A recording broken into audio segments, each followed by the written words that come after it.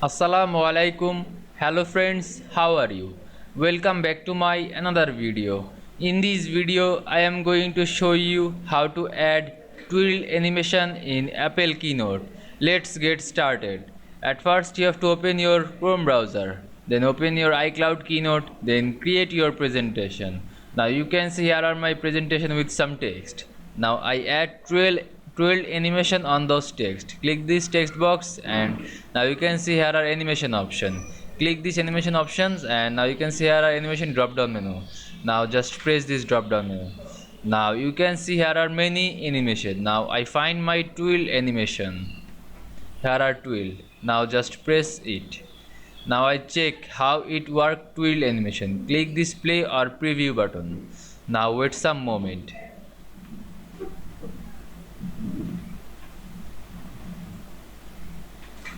Now just press on your mouse button.